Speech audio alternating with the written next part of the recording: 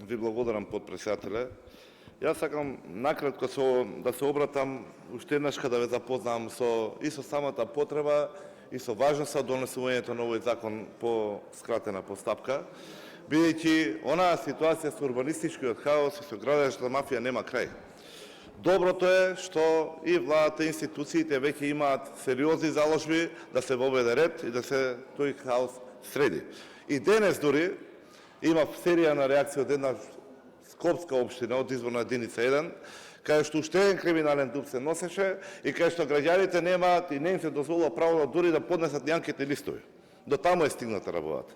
Уште овие измени не се поминати, најверојатно ќе имаме потреба од некои други корекции, се со цел да го заштитиме интересот на нашите сограѓани. Но не се тоа ќе збориме за некојаш понатаму. Зошто е оваа потреба и за овој закон? Бидејќи се утврди потреба во интервенција на надлежностите на комисиите за урбанизам. Државниот градежен инспекторат за градежништво и урбанизам последниве месеци, согласно нивните активности на ова поле, што кажавме, да донесеме ред, да донесеме правдина, поништи серија на урбанистички проекти во населени места кај што се беше утврдена незаконитост во постапката на водењето на истите. И затоа со овие промени, не се големиот број, но се исклучително важни, да се прецизираат чекорите како се поведуваат, а исто така и органот на државната управа да има можности да препораки и забелешки во најраната можна фаза со цел да се превенираат штетите.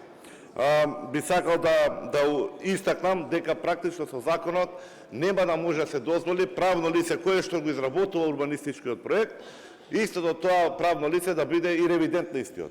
Појава што претходно беше застапена во минатото, ниту правното лице, ниту вработен, ниту управителот од истото. Какви парадокси следеа претходно можете само да замислите.